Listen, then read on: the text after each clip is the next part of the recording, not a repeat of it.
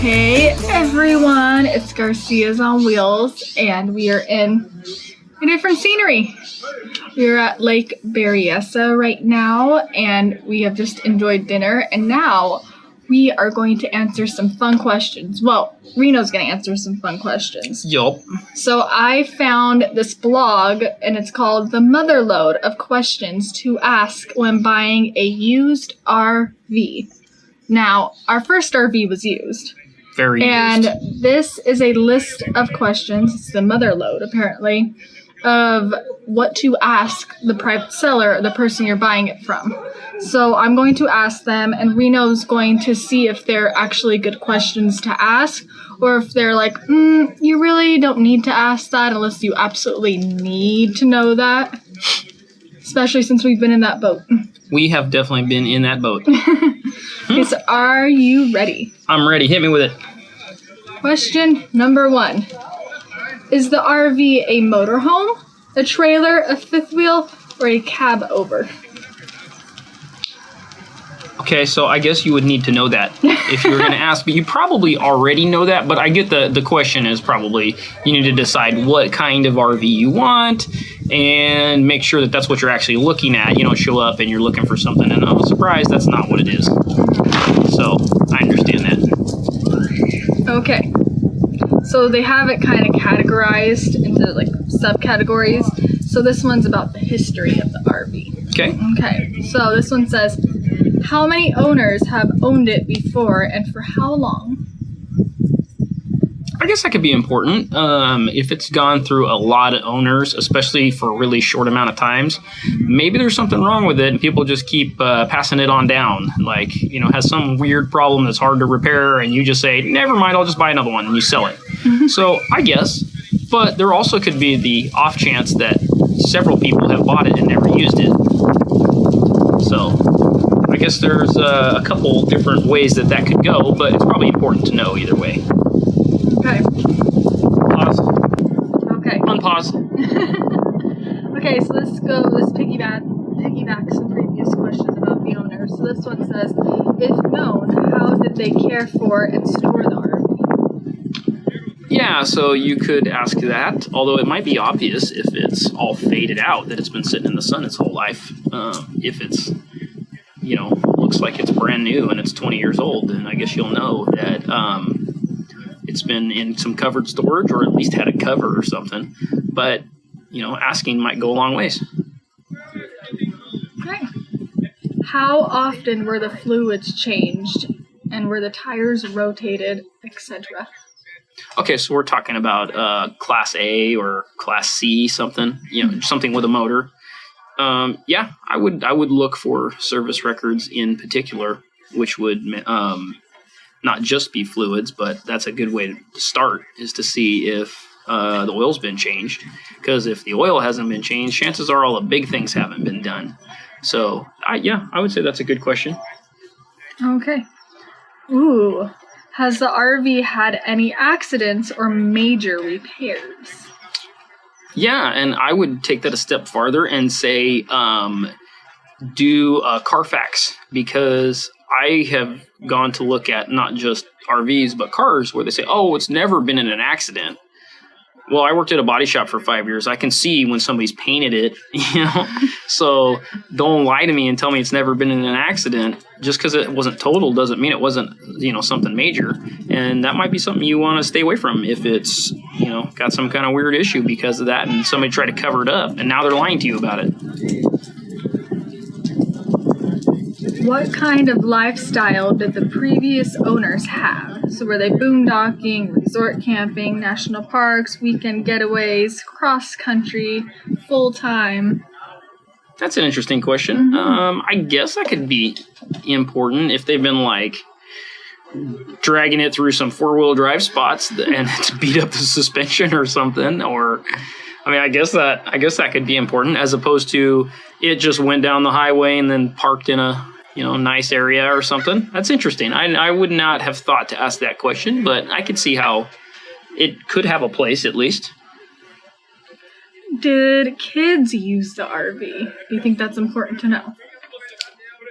I'm not sure why you would need to know that unless you're concerned about them ruining it, but I guess you would know that if you looked at it. If it was all trashed, then, it wouldn't matter whether kids used it or adults that aren't responsible. I mean, I guess if you had a family and already had kids, maybe it would be like, oh, did kids use it? How did they do in it? Maybe that route. Could be that direction, I guess. Yeah, I'm trying to understand why you would need to know that, but I guess maybe that could be it. We had 8 kids that we put in this thing, and you'd be like, well, I'm good to go. I guess I'll definitely be able to fit my whole family in it. So yeah, maybe you're on to something there, and I've just misunderstood the question. Okay. This is a very long list. We're still in history, so maybe I'll just pick some ones out that I think you might Okay. like. Who is the registered owner of the RV? Oh yeah, that's good to know because if they're not the registered owner, where did it come from and why is it sitting on their property? So I'm sure there's plenty of people who have stolen something and tried to sell it with no title, and you don't want to be the one that ends up with that in your yard when the police come. Is there a history of repair available? So you think do they keep all their receipts of repairs, or? Yeah, I mean, that's probably good to know.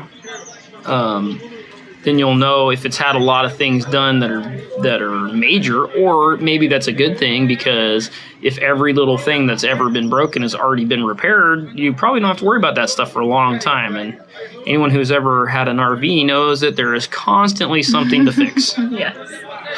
So. Okay. Why is the current owner selling? Yeah, I mean, that could be a personal question, but it also might be, I bought this piece of junk and now I'm going to sell it before it breaks even worse, So I guess there's 2 sides to that coin. It could be, we're older now and we just aren't using it, or we're buying something different like we did. We traded up, right? But you never know.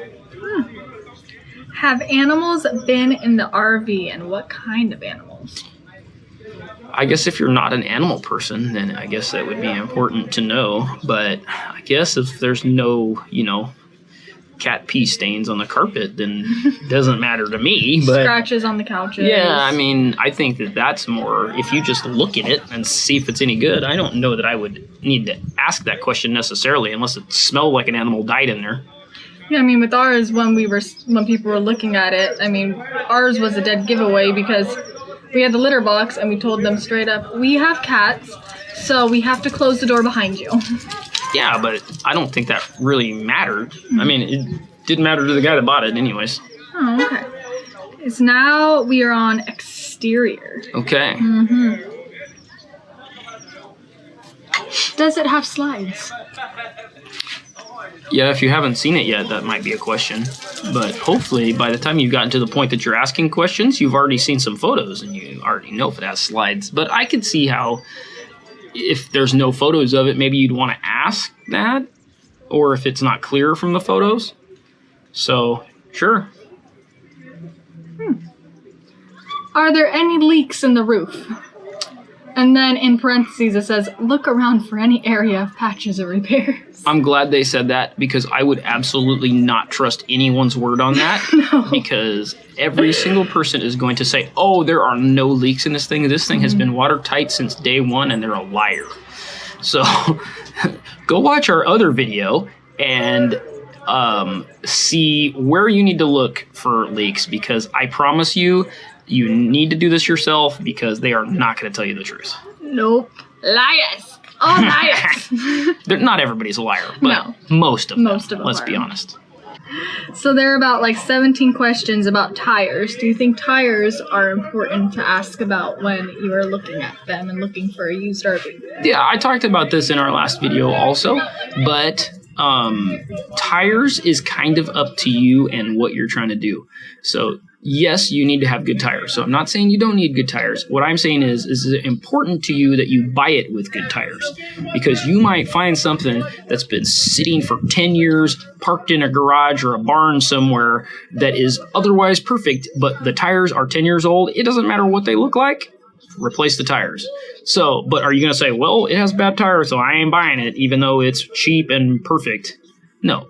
You're going to go take it down to the tire store and put some tires on it. So you got to decide what you're doing with it and what your thing is on whether or not the tires should be good when you buy it. Although they should be good if you're bringing it anywhere. So you decide. Is there adequate storage? Bays underneath. That is a good question because it depends on what you're doing with it. So if you are going to live in it full time, you're going to want storage everywhere. If you're going to take it out a couple times a year and you're going to throw some floaties inside it and barbecue and call it good, you might not care as much about the storage. So what you're going to do with it probably determines how much storage you need, but you should know how much storage you need.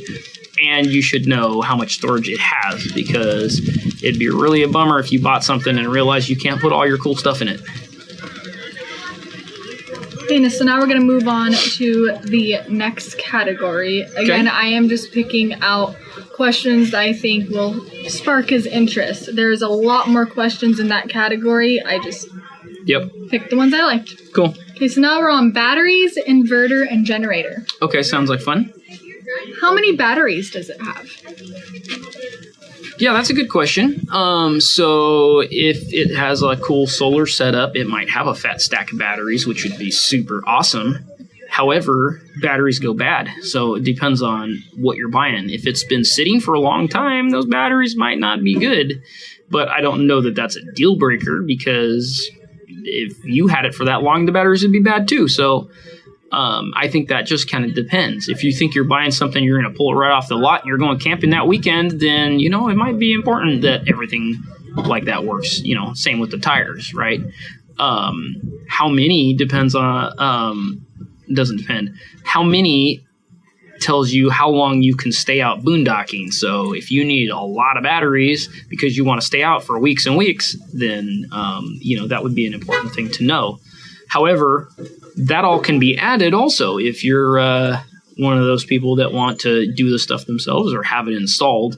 It just depends on what you're doing. If you're going to go to a park somewhere and you're just going to plug in with your full hookups, the one little tiny battery that most of them come with is totally fine, because all it really needs to do is just keep everything working until you get plugged in. Well, that's not that long usually between spots, so I guess it depends on what your purpose is in buying this.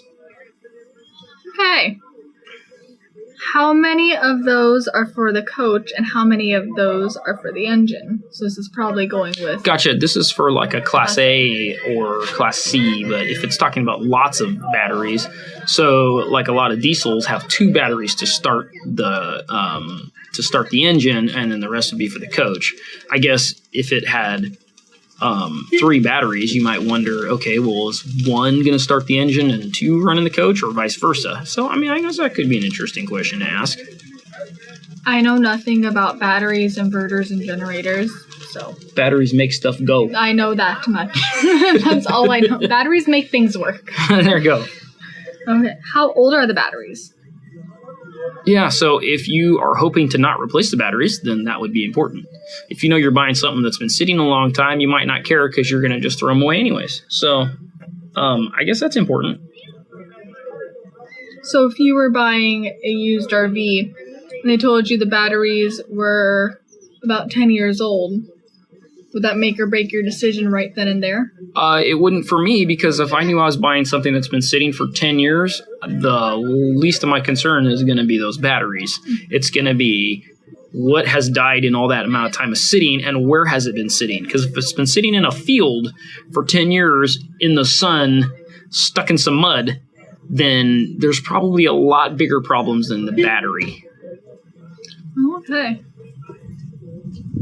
How big are the batteries? 12 volt, 6 volt? Question mark. Yeah, so if it has good batteries, that is important, because how many amp hours is how much capacity these batteries have. So if it's a 100 amp hour battery or more or less, that makes a difference in how long you can run off those batteries before you need to recharge. So that's an important question if you plan on using these here batteries. as far as 6-volt and 12-volt, it's really popular to use two 6-volt golf cart batteries because they last longer. I think one of the other questions I'm just glancing down is about it being a deep cycle.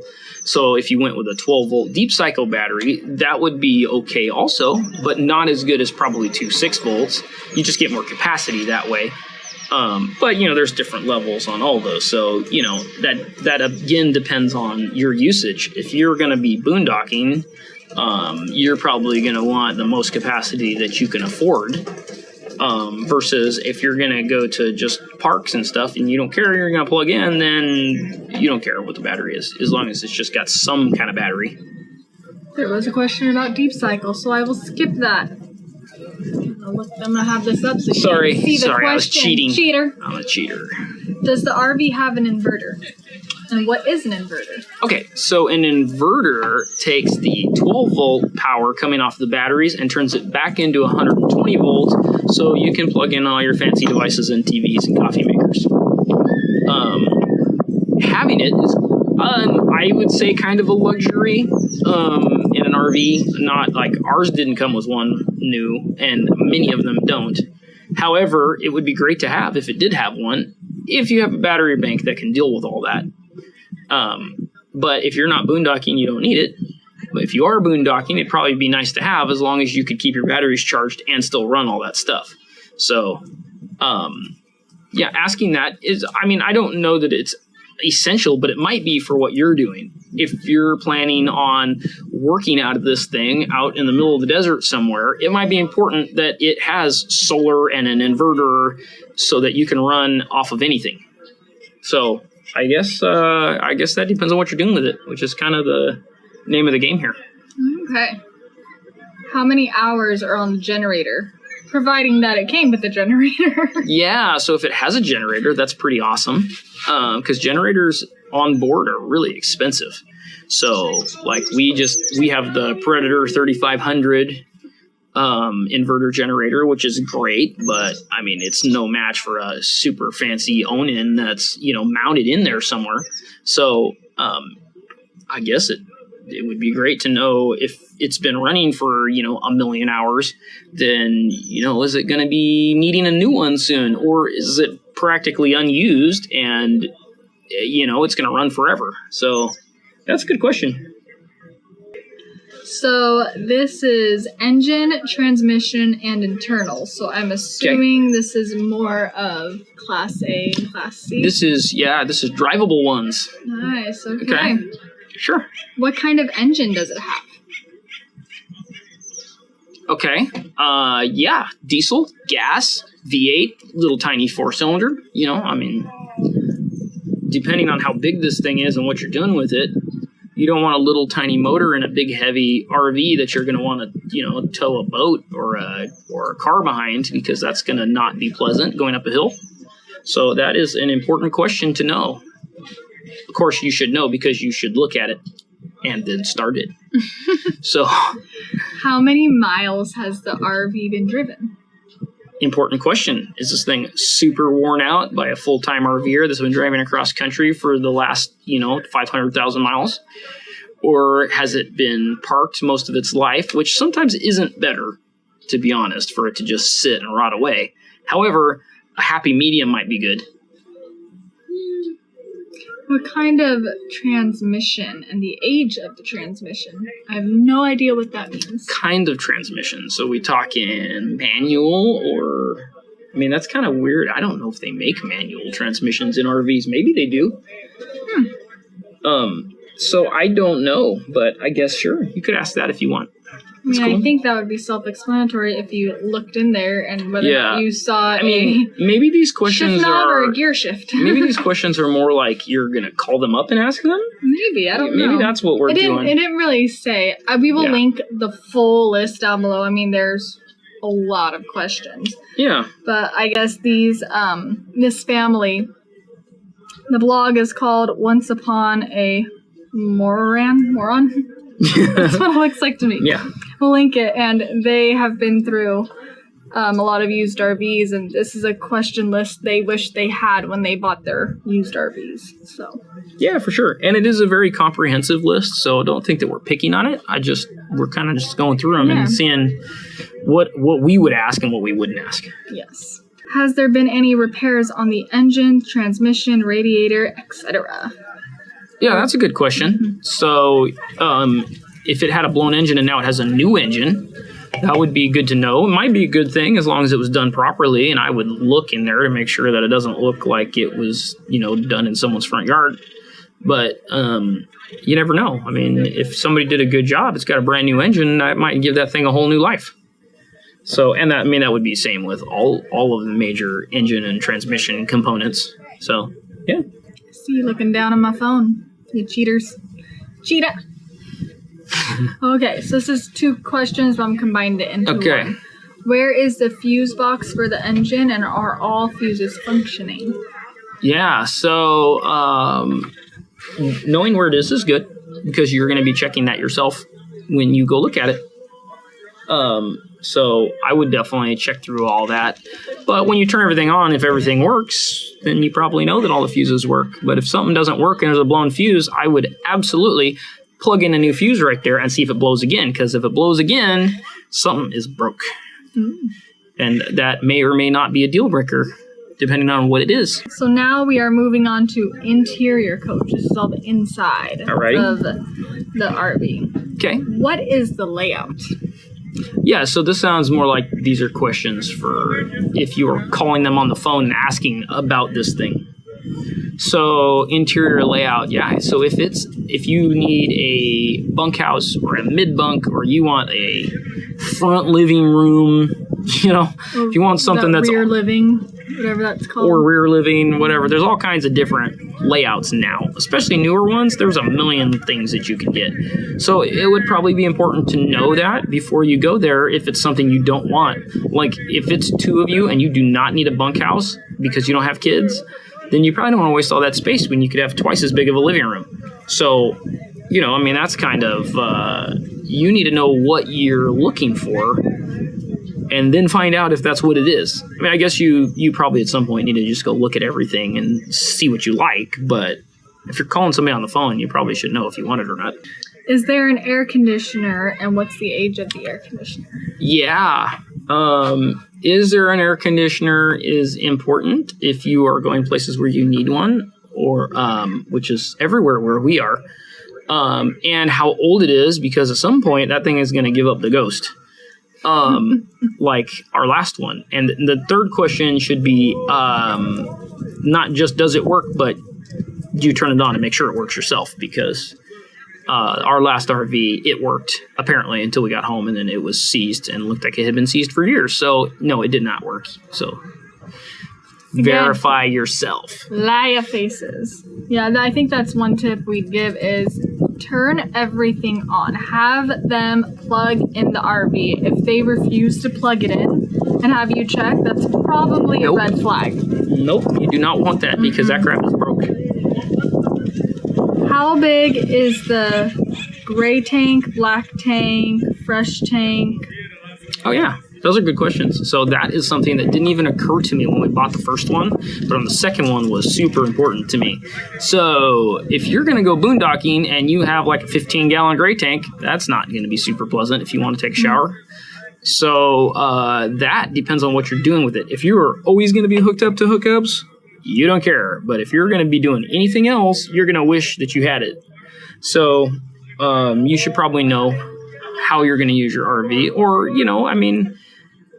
they can never be too big. So, you can always just make sure it's got something big and then decide how you're going to use it later. But you should probably know. What appliances run on propane versus electric? Oh, yeah, that's good. So it would be nice to know if some of them have residential fridges now, and those do not run on propane, which is great probably in, parks and stuff like that. But if you're not in an RV park and you're out in the sticks somewhere, and you're not going to be running a generator, that's going to be drawn on your batteries. So if you don't have a way to charge that back up, that might suck. But, I mean, maybe you have a way to deal with that, but you should know either way what's going to work and what's not going to work. Okay, so these are all about appliances. Is there an oven, a fridge, a freezer, stove, microwave, and are all those old, new?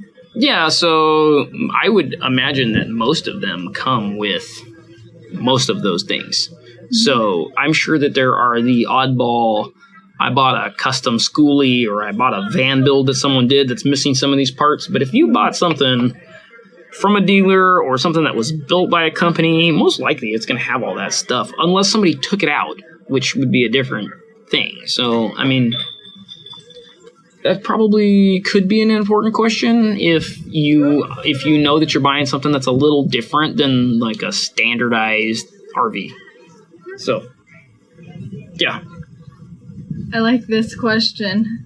Not because of the question itself, but the parentheses. Is there a washer and dryer? And they said, our experience has shown that you don't actually want a washer and dryer. Liar faces! You want a washer? I want a washer and dryer. Yeah, let's be honest. Jessica wants a washer and dryer. And I have one. And you do. So, yeah, we have a washer and dryer. And so that depends on what you're doing. If you're just a weekend warrior, you probably don't care because you're going to go home and wash all your clothes. If you live in it, you're probably going to wish that you could wash your clothes, or you're going to do a lot of laundromats. So that depends on what you like more. Well, I think also, piggybacking off that question, which I don't see it on here, and I would ask this too, if I did want a washer and dryer, are there hookups for a washer and dryer, and where is that located? Oh, yes. So if it doesn't have one, you'd want to know if it could have one. Yes. Yeah, because in our old one, we jimmy rigged one in there, and that was super fun, but we didn't make it happen right in the middle of the kitchen. Okay, so now we're on hitch for towing. Okay. There's only a few questions in this one. Is there a hitch? How big is the hitch?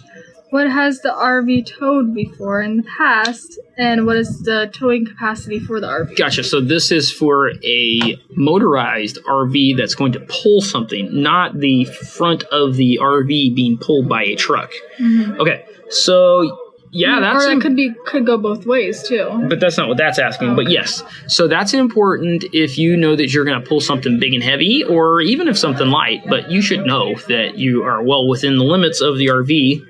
And there's plenty of other YouTube videos that will explain exactly how you need to calculate how much weight your RV can tow. But you definitely should know if you can tow what you want to tow, because it is not safe for you to take your little tiny RV and tow something that's super heavy and way out of its weight class, and then you get in a wreck, and then whose fault is it? Well, it's yours. Okay, so the next one is what's included. So if anything comes included with the RV that's extra, like hoses, vacuums, remote controls, cleaning supplies. I think a lot of that I would kind of start over. I mean, it's probably fine, but fresh water hose isn't that expensive, and I'd rather just buy my own new one rather than trust that whoever used it last didn't wash out their sewer hose with it. So it's peace of mind is very inexpensive on that kind of stuff. So it kind of depends on that. I mean, remote controls and stuff, sure. I guess if it's got a TV in it, it has a remote control. That'd be nice to know they didn't lose it. When we sold ours, the TV came with Yeah, I mean, I guess that's important to know. Cleaning supplies, I mean, sure, I guess. Some people have cleaning supplies. It has some Lysol, Some people have the cleaning. Remember the bathroom in ours? They left all the cleaning and stuff like that, but we didn't need it. I mean, if it had a brand new tub of Happy Camper, then sure. Yeah, I'd be like, wow, that's great. What about decor? You think pillows, sheets, frames, rugs? So if you're looking at photos of this thing, and it is all beautifully decorated, and you can see a bunch of people have done these remodels lately on Instagram. You see them, and they're beautiful. And you think that's what you're buying, and then you get it, and it has nothing in it, and it's just bare, and they took all the decorations out. That might be kind of a bummer if that's what sold you on it. So, yeah, I would ask, does it come with all this stuff? Even ours, our first one when we bought it, they had little decorative pillows, and they had, place settings at the table, all this stuff, like it was staged like a house. And we bought it, and when we picked it up, it had none of that stuff. It was all gone. So I was like, oh, okay. I mean, we didn't need that, but I just kind of had it in my head, we're getting some of that. No, we were not. Okay. of that. So you think, I mean, there were a lot of questions. I just picked the ones I think might have been fun for you. Yeah, so I think if you go through this list, I don't think that you are going to need to answer every one of these questions. But it is a very comprehensive list of things that it would be good for you to read through and see what you think you need to ask. Because some things may not be important to you, but there's a lot of things on here that I would have never thought of that are probably good ideas. So ultimately, you should grab a list like this and you should decide what you need to ask them. And then if you see something that you may want to ask that's not on the list, add it to your list. Your list is personalized to whatever you want to do with this RV. Yep. All right, that is it for this video. Thank you for watching, and if you liked it, I would appreciate that you would click that like button and subscribe if you haven't already.